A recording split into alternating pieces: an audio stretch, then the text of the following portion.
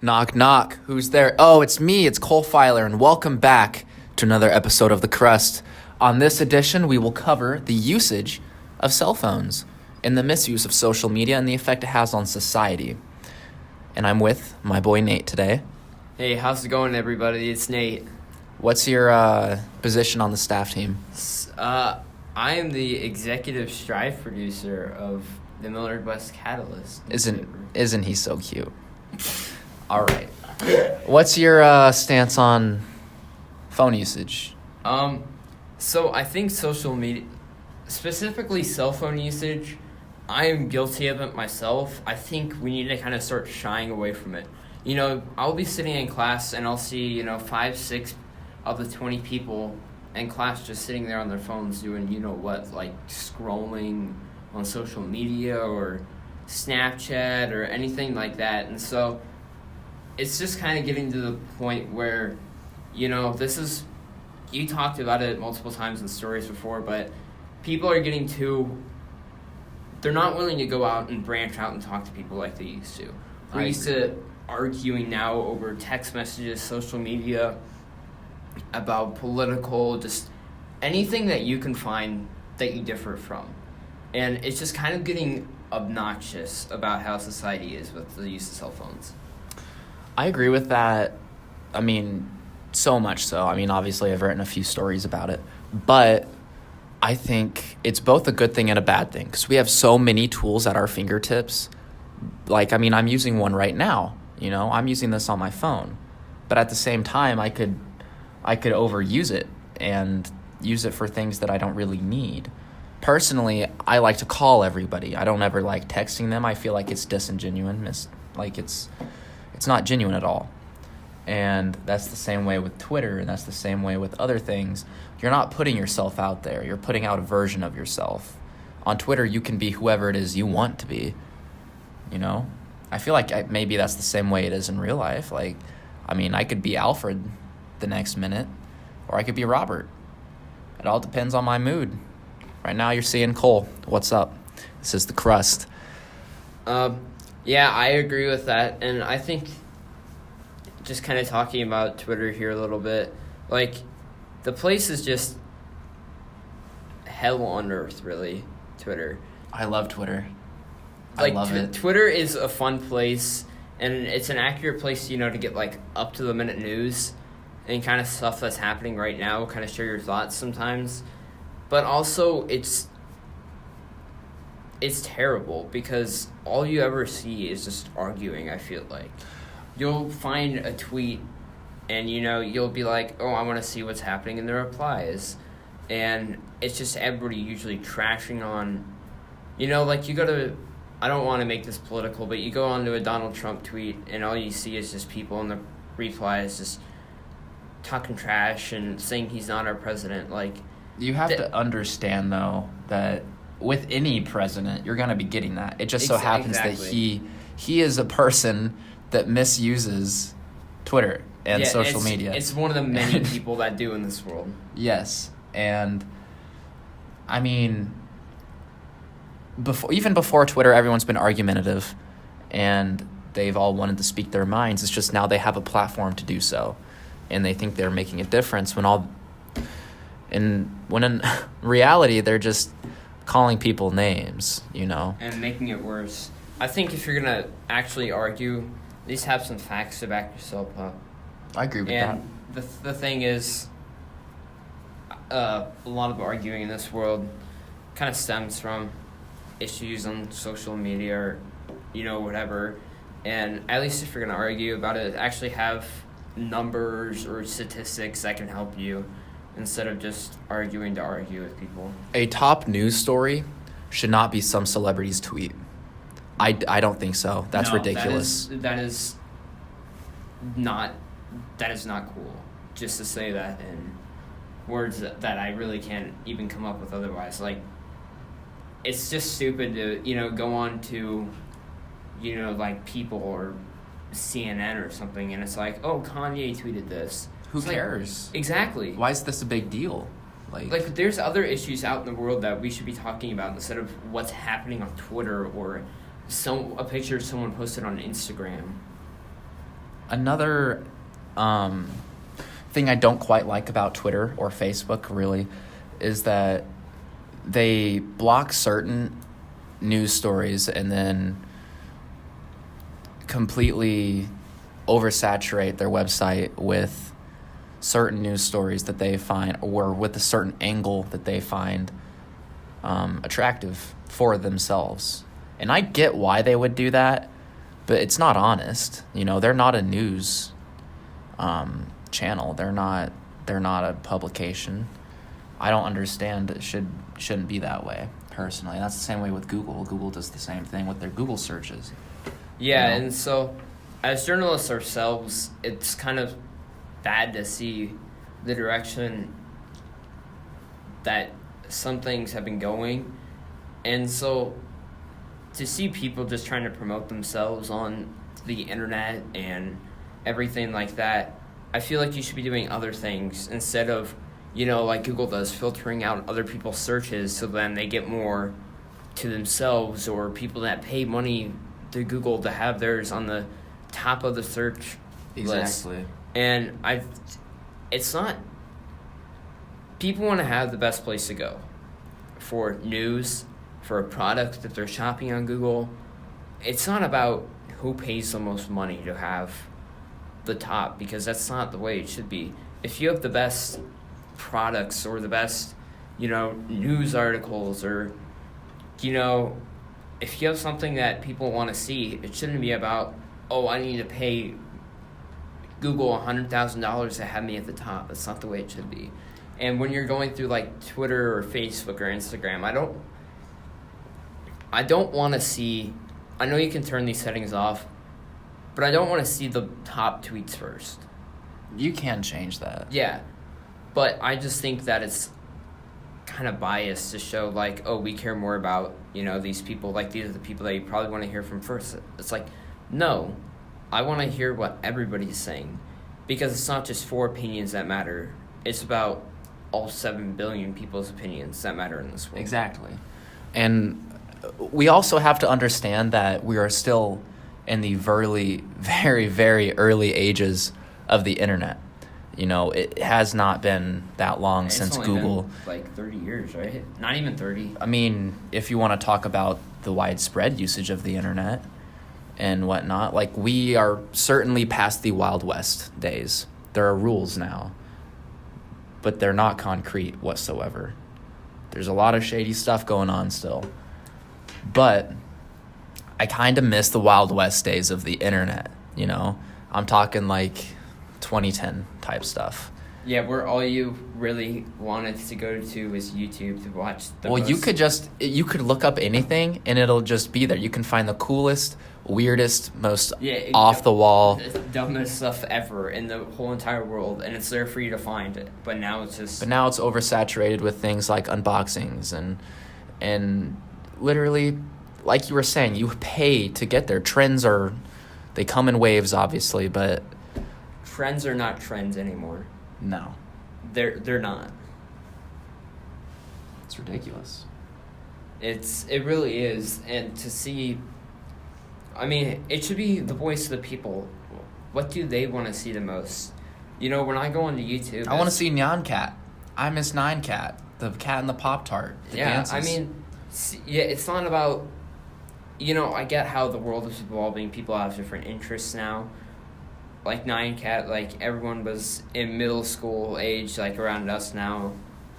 We were just like, what's the like most weirdest stuff that you can find? Like you talked about, and that was one of the things that you could find, or like Charlie bit my finger. Yes. That kind of stuff was what we used to love back in the days. And I think people still have those interests, but a lot of people don't. And so it's becoming what, it's like marketing. If you're a YouTuber, what content do you want to create that people are actually going to watch and you can make money off of? What I think is ridiculous is with YouTube, obviously, YouTube is owned by Google now. It has been for a while. And ever since that has happened, they've changed a couple things. One of them being with your suggested videos or whatever, the top one is not going to be your actually most suggested video. It's going to be whichever one they want to promote to you. Because on YouTube, you're no longer allowed to make certain jokes or say certain things, which can be fine, but at the same time, you have freedom of speech to say these things. On their platform, I can understand, we don't want it on our platform, but it's kind of not their say. Yeah. I don't think. There are people that work harder than anyone else to push out original content. And if they were to make a joke that maybe YouTube doesn't like, their videos are not going to get exposure at all.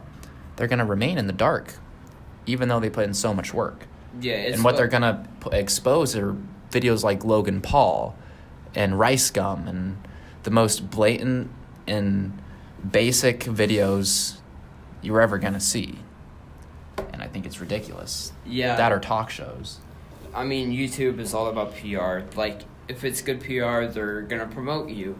If it's bad, then they're just going to demonetize you, tell you to delete the video and everything like that. Like, get rid of it off our platform because that's not what we stand for.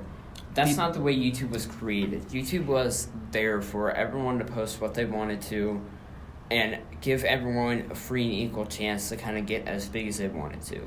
And that's not the way it is anymore. People say PR is PR, right? But it's kind of not in this instance. Yeah.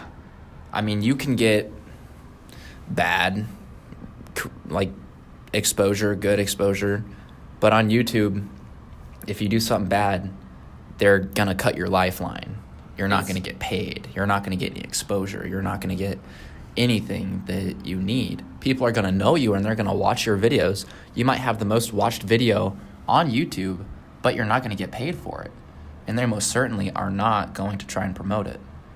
No, and I mean, it's all about what YouTube wants. I get it because it's their platform, it's their website, Google can manage what they want on there, but also at the same time, the reason why they created YouTube was, like I said, a free and equal opportunity for everybody to kind of express themselves, but that's not what it is anymore. Mm-hmm. And that's not what the internet in general is about. That's anymore. what I'm saying, it's changed.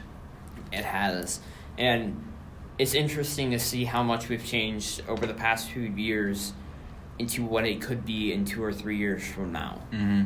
And it's kind of scary to see the way that it's morphed and how it can morph even more into, the biggest, the baddest monster that we've ever seen.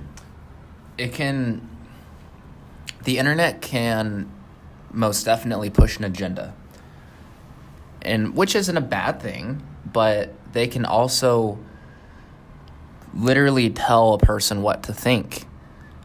That, and they are collecting so much information on every individual person who uses the internet. Google does. I mean, Alexa, obviously we've known this now, and they're selling this information to other people. Facebook's done this. They sell this information to people that need it, like Google. And with this trading of information on people, we don't know where that could go. That could go certainly not very great places. And that's why Facebook has gotten in so much trouble for what they've been doing. I mean, obviously, it's not like they're breaking laws or anything like that, but it's a bad thing. Obviously, in their terms and conditions, I'm sure they say something. Everyone says something, just no one reads it, I'm just saying, what we've got right now is almost a Big Brother type of thing, Like, we're constantly being surveillanced every single minute of the day, Yeah, and I mean, you'll pull up tweets and stuff from people like 8 years ago, or a Facebook post that they made that, might not have the most best information or what they're saying in it. I mean, people change over time. People change, and I mean, what I say now might not be an accurate representation of what I am in 10 years from now. What I said 2 years ago is not an accurate representation of who I am now at all. It's not. And so I hate how that's kind of the direction the internet is what you say. You're leaving yourself a digital footprint. You're building your brand. And if you're not building it right now, but somehow you build it right later, it's going to reflect upon yourself. and that's not. We need to be more forgiving as a society of, if I say something bad now, like, why can't I? What's wrong with it in 10 years? As a society, what we need to understand is that people learn and grow, and we also need to learn to forgive. More than anything, our society, as of right now, does not know how to forgive. They don't. I mean, obviously, people on the internet aren't going to know a person personally, I guess, because they've never met them. All they see is their face on a bio. That's nothing. But at the same time, if it's something that was said 5 years ago, that was 5 years ago. And I am certain that whoever's judging them for something they said 5 years ago, they said something they most likely would not have wanted, read, or seen 5 years ago. It's ridiculous. And within 5 years, I could have a house and then have a completely different house. It could be the same house, but I could have redone the entire carpeting. I could have redone all the furniture. I could have refurbished anything in the house. Maybe the house got beat up. Maybe I punched a hole in the wall, Yeah, I mean... Obviously, I don't have a house as I'm poor. But if I were to have a house, I'm sure it'd be a very nice mansion, as I'm a man of class. I'm a high-class citizen. And, well, I'm trying my best to use my phone less. And I'm trying to as well. All right. But, yeah, I mean... It's just kind of it's the gate to the bad world that you really don't want to be in. If you use your phone right, some people do, it's a brilliant tool that you can use. You have the internet capabilities to look up information. If you need something, you can, shop online. You can find news on there, but at the same time, you can find stuff that you don't want to see, you don't want to hear, and one of the biggest things is you don't want to get into an argument with other people. And that's kind of the way I think it is. I think the argument side is the least of the worries. I think trapping yourself and keeping yourself prisoner from the outside world, we would rather have conversations with people on the internet than in person. See, I'd rather talk something out in person with Exactly. somebody. I'd rather call someone up instead of text because it feels more genuine. Yeah, and I'm just kind of over this argument thing in general. Mm-hmm. I feel like if you're not gonna say something to someone in person, then why do you want to say it over social media? Why do you want to say it over text messages? I get text messages and tweets to me all the time like, this isn't the information I want to hear. This isn't what I care about enough. Again, if this is 5 years later and you look back at your tweets, you can go, oh, there was some drama with Sarah because I stole her Nintendo Switch controller. Who cares? Sarah's probably over it by now. It's been 5 years. If maybe 20 years down the road, you have a kid now, I mean, it's going to be crazy. It's going to be like a literal time capsule. Yep. They can go back and look at your tweets from when you were young. They can go back and look at all of this. And, I mean, I want my kid to obviously respect his dad, so I'm not going to be doing anything crazy on Twitter. I'm going to try my best not to, obviously. And I feel like it's just the internet in general. If you do something, the perfect example I find of this was Ray Rice. And the professional athlete, he, got in an argument with I believe it was his fiance in a hotel, and there was some not so nice video that people wanted to see. He admitted that he made a mistake. He hit his wife, Nate. That's complete. But I'm saying is, he admitted that he made a mistake. He admitted what he did was wrong. And he just wanted to be forgiven, and he came out and he said, this is not what I want my children to see when they grow up and they have the ability to look on the internet to see what I did 5-6 years ago. That's a tough subject. Because, obviously he doesn't want his kids to do this. But at the same time, if you've seen the videos, you would know that was not a mistake. He wanted to do that. He meant to do it. Well, yes. You can't just one day say, hey, I'm really sorry, just because he's getting a lot of backlash. I don't think he's grown as a person yet. Even still to this day, I don't think he's grown as a person. It takes time to grow, to sit there and realize, yes, what I did was wrong. I need to contemplate and figure out what things I can do differently to better myself. But that's just the thing. I feel like society just isn't as open to that as it should be yet. And, I mean, we talked about this a little bit earlier. You know, this is not what we want. Like, we want to be forgiven. We want to be able to move on. We're different people in the matter of 6 months sometimes. Yeah. And so that's just my example of he wants everyone to know that he's a different person now. And people make mistakes, and he made a really, really, really, really, really bad one that it should not be, but people just grow. And I think that's just kind of the moral I want everyone to realize out of a story like that. Has he shown any signs of growth, though? Like, I don't know. I'm not a sports guy. All I know is Ray Rice did something horrible, and I don't know if he's grown or shown any. I feel like he has, but he's currently not in the NFL. I don't believe he's been on an NFL roster ever since that incident, just because people don't want to have that type of thing involved with their team or their organization.